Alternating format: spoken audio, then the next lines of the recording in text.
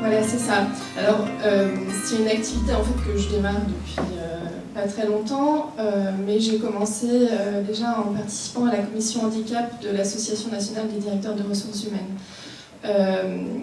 Alors moi j'ai un parcours, je vais peut-être parler brièvement de mon parcours professionnel, et puis pour dire aussi effectivement que travailler avec des troubles psychiques c'est possible.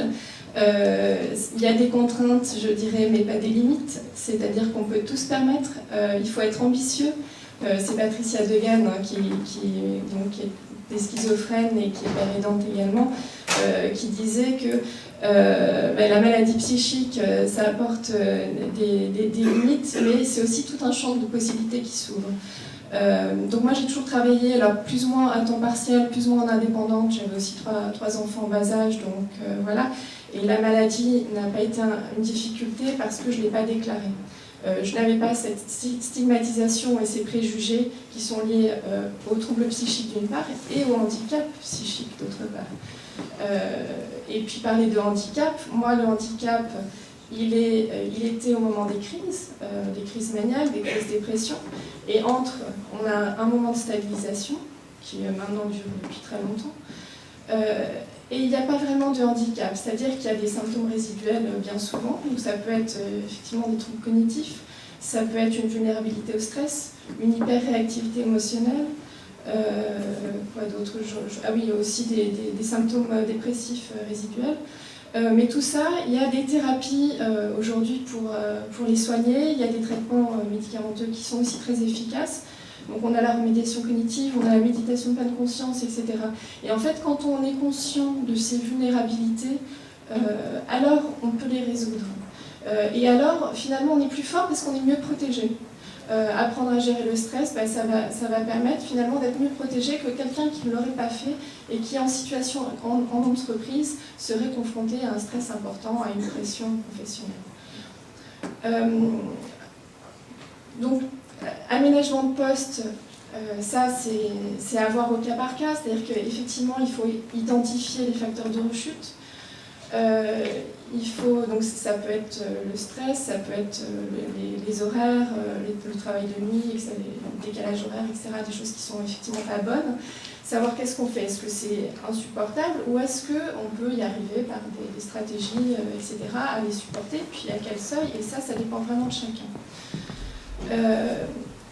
Tout ce qui peut être fait en entreprise pour améliorer le bien-être de l'entreprise, pour améliorer les façons de manager les équipes, pour améliorer les relations interpersonnelles entre collègues, entre managers, etc.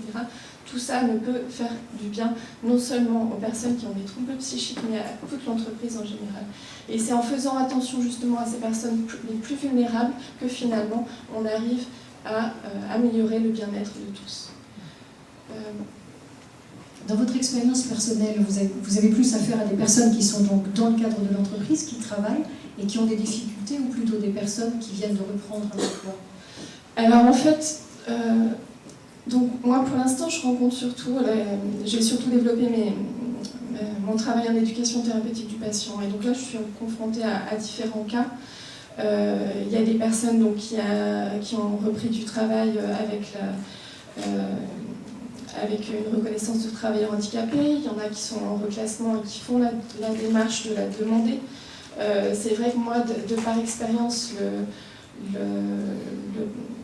le premier réflexe de l'entreprise quand s'il apprend qu'il y a un trouble psychique, c'est le renvoi. Et aussi, je pense qu'il y a une volonté, c'est aussi se voiler la face et estimer que finalement, chez eux, ça n'est pas possible, ça n'existe pas. Or, on sait que les dépressions sont première cause d'arrêt maladie en entreprise, et que ça coûte très cher. Et donc, finalement, ne pas avoir un regard responsable sur le sujet, c'est très dommage parce que ça profiterait finalement à tout le monde. Donc, les cas sont très différents. Alors, je vois aussi des personnes qui ne sont pas encore très stabilisées, qui se mettent en danger professionnellement, parce que chez les personnes bipolaires, avec des troubles bipolaires, ils vont partir dans une hyperactivité, ils vont avoir des projets dans tous les sens, etc. Mais quand la maladie est bien stabilisée, sont des personnes qui peuvent avoir un très fort potentiel, notamment en termes de créativité, qui vont trouver des solutions différentes, donc qui vont pouvoir apporter dans les équipes un regard différent. Et ce que je voulais dire aussi, c'est que ce sont des personnes, donc on l'a vu, qui ont des compétences parce qu'ils ont une vie professionnelle avant la pathologie, que la pathologie n'a rien changé. Ce sont des personnes aussi qui ont développé des compétences avec la maladie. Et bien souvent, on pense que ce sont des personnes fragiles, mais en fait, elles sont fortes, elles se battent, elles ont développé donc une pugnacité, et puis tout un tas de choses, une plus grande empathie envers ceux qui souffrent. Quand par exemple les émotions sont bien gérées, elles ont cette intelligence émotionnelle dont on parle maintenant de plus en plus. Et donc elles ont des vrais atouts, et des atouts qu'on ne trouve peut-être pas finalement